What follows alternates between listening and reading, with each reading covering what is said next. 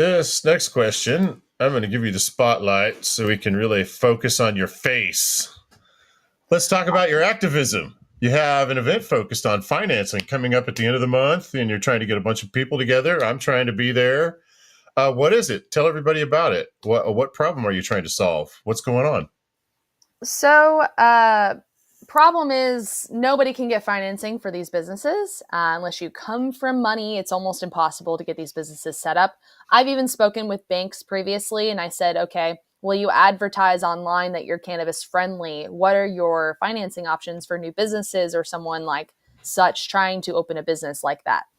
And they were like, oh, well, you've got to have like this percentage down, and we need oh my gosh, I always forget the word. You need property. Collateral. Collateral. Thank you. Yes. You need collateral to even get the financing. And I said, what if you don't have collateral? And they're like, yeah, no, I guess. I'm like, oh, okay. That's helpful. So you basically have to come from money to open these businesses currently. What I'm trying to fix is you should be able to get financing for whether you're an employee trying to buy a home, a car, or if you're in a business trying to open and get financing to start a new location or do something cannabis related, you should be able to do that. And right now it's virtually impossible. So the reason why is because banks' hands are tied. They are going to get punished by the FDIC if they give out money for cannabis related items. So how can we tackle the problem is address the issue with the banks. So the FDIC is having a meeting at the Federal Reserve Bank in KC. They're having a quarterly meeting that they have around the country to get public feedback about their current policies and positions. And so I have registered to speak out on that day to talk about the problems that are in the cannabis industry and asking for guidance in how to go about these loans and how to let the industry be what it was supposed to be without losing the banking industry as part of it. We're not asking for special treatment. We are just asking for guidance in order to do that. So let banks have the ability to have some kinds of loans that we can qualify for. Because, and I'm going to highlight a lot of these things to the meeting, the private lenders are extremely expensive, and you basically have to come from money in order to even get them, which defeats the purpose in the first place. Yes. Preach, sister. Yeah, exactly. And then the employees.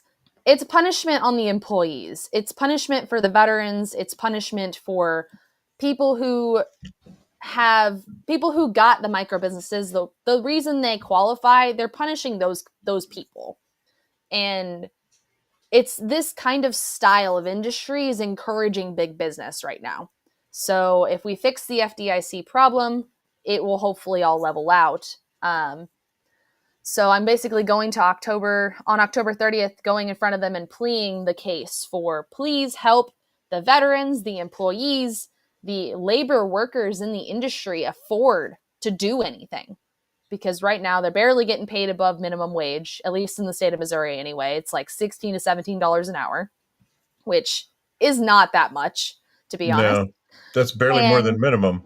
Yeah, exactly. And the businesses can't open. So the people who want to open the most, the people who deserve to open the most, can't. And are we all going to want to buy Walmart weed?